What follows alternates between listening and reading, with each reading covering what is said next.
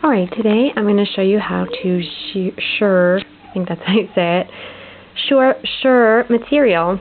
At first, you need this. It's elastic thread, and you can buy it at Joann's, pretty much any fabric store, and you can find it in the elastic section. Alright, I'm going to take this out and then we'll start. Okay, now I have this camera between my legs to keep it steady, so I don't know how this is going to work. But what you basically want to do is put this elastic thread onto the bobbin, and how I do that is I hold it down with one finger and then I just wind it. And you have to hand wind this onto the bobbin. It cannot be done with your sewing machine because you can't be pulling the elastic tight when you wind it. It has to be as loose as the elastic itself in its natural state.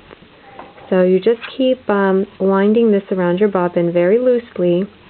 I mean, loose enough so that it's, as you can see, about this loose. Don't pull it like this and then wind it. Just wind it very loosely. Alright, I'm going to finish winding this and then we'll move on.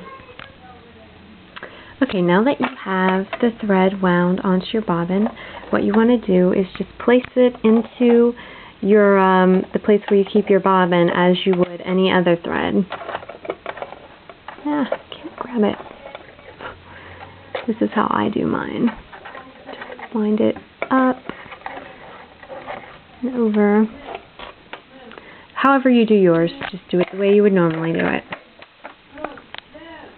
Okay, now, if you're making a smocked top, and I kind of assume, I'm just showing you how to shirr. If you want to do a smocked top, what you want to do before you put your elastic bobbin in there is just fold this over and then hem it like just like maybe by 5/8 so that you can stick another elastic thread through the casing.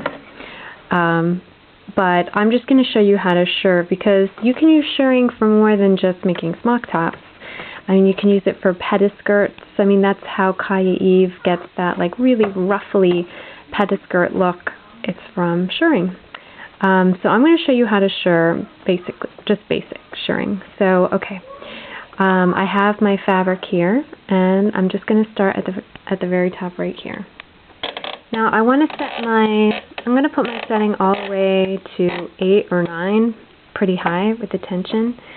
And I'm going to set my stitch to 3 and see how that works. I mean, not every machine is the same with shirring, but that's how I set mine, and that's what works for mine. So I would start with that for yours.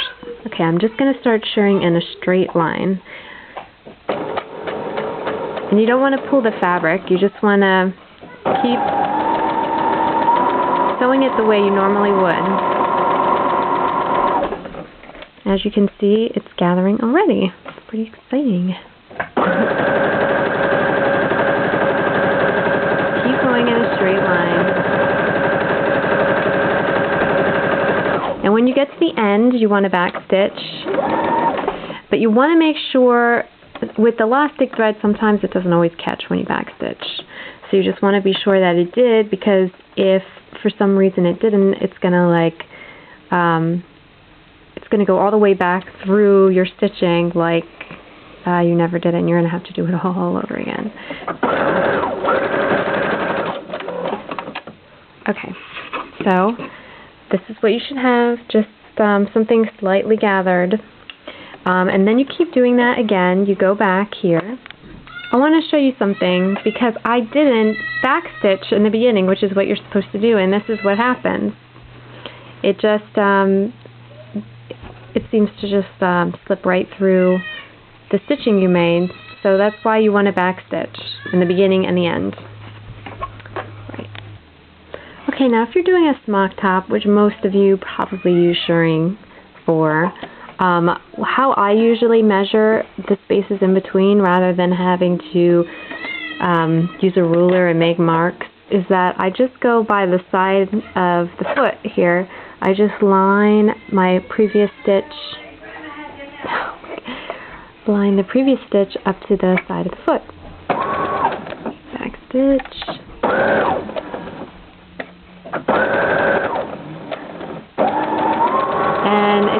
like a pretty close stitch, close enough that I need for the smocking effect.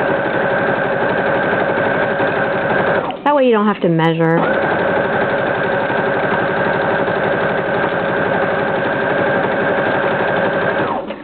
And another thing you can do, which is kind of neat, if you can, I mean if you don't have a lot of material to work with, is instead of taking it off the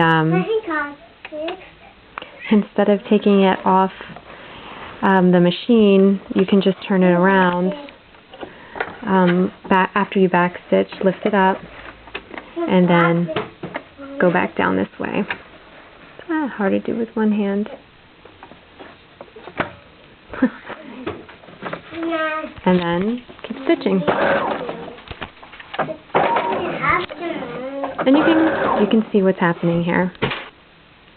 Now this is what you should have after you've done all your rows. This is what it should look like on the back.